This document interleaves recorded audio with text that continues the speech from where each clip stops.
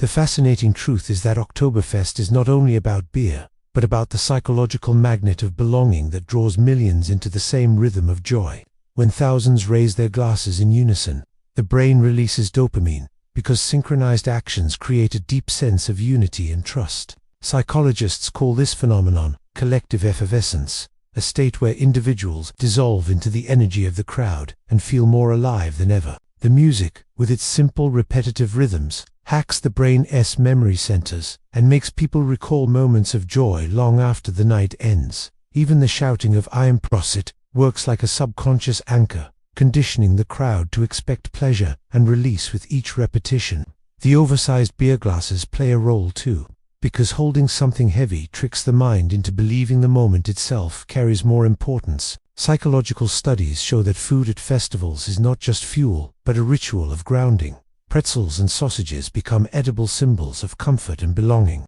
The smell of roasted chicken in the tents stimulates the amygdala, the emotional core of the brain, making people feel safe in a chaotic environment. The carnival rides at night offer a safe way to flirt with fear, giving people adrenaline while knowing they are still in control. Psychologically, this mixture of fear and safety creates stronger memories than ordinary daily life. Costumes are not innocent either. When people put on Bavarian outfits, they experience what psychologists call role embracement, where clothing alters identity and behavior.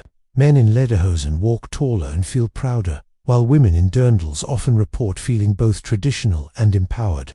A dual identity that fascinates social scientists. Tourists copy locals unconsciously, because mirror neurons in the brain push them to mimic and fit in faster than they realize. This explains why people who never sing suddenly sing with strangers they just met, without shame or hesitation.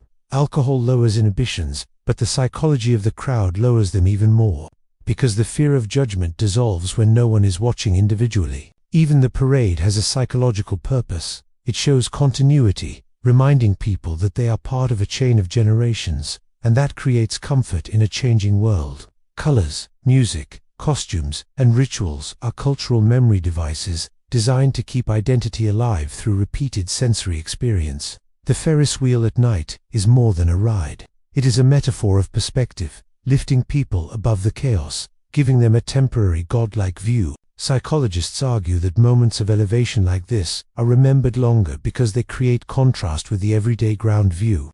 Oktoberfest therefore becomes a laboratory of emotions, where tradition, food, alcohol, music, and collective energy combine into one shared psychological experiment. People laugh louder because they hear others laugh louder, a feedback loop that scientists call emotional contagion. The smell of beer on the tables is not pleasant by itself, but the brain associates it with pleasure once surrounded by joy and movement. Tourists often forget the details of the event, but they remember the emotional imprint, the sense of being carried by something bigger than themselves. In fact, memories of Oktoberfest often trigger nostalgia years later, because the hippocampus ties those moments to music and smells.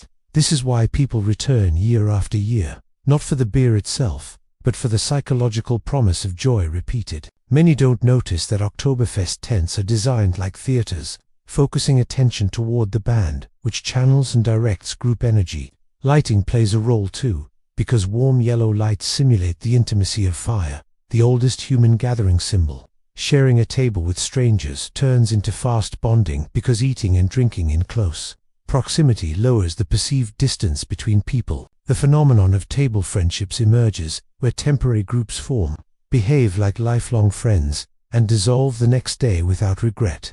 Psychologists say this is a safe form of social experimentation, a way to feel connected without long-term risk. For introverts, Oktoberfest can feel overwhelming, yet even they often leave reporting feelings of joy, because the social energy bypasses conscious resistance. The music is deliberately simple and repetitive, so that even non-Germans can join in immediately, without linguistic barriers. Drummers use steady beats that match the average human heartbeat, creating subconscious synchronization between body and sound. The moment when thousands clap at the same rhythm is not accidental. It is a ritualized form of unity built. The more synchronized the group, the safer individuals feel, because evolution taught humans that safety exists in numbers. Tourists may think they are exploring Germany, but in truth they are exploring universal human psychology wrapped in Bavarian clothes. The beer glass becomes a tool of transformation. Each sip lowers defenses, each cheer increases trust, each laugh multiplies connection. Even arguments are rare, because the festival is structured to reward cooperation and punish isolation. Police and security are present, but the psychology of shared joy reduces conflict far more than external authority ever could. At night, the glowing carnival lights extend the illusion that the festival never truly ends, mirroring the timelessness of human celebration. From a psychological view, Oktoberfest is not chaos, it is carefully orchestrated emotional architecture. Every sound, color, smell, and ritual is part of a script humans instinctively know how to play. The collective singing produces oxytocin, the bonding hormone, making strangers feel like family within minutes. Alcohol is only a catalyst, not the main actor, because even without it, synchronized rituals can produce euphoria. The brain cannot resist the pull of rhythm, light, and crowd energy, and that is why Oktoberfest feels so irresistible. Even skeptics who attend once often return, surprised that something so commercial could feel so emotionally authentic. The truth is that authenticity comes not from beer or music alone, but from the raw human need to connect. Psychologists remind us that festivals are ancient.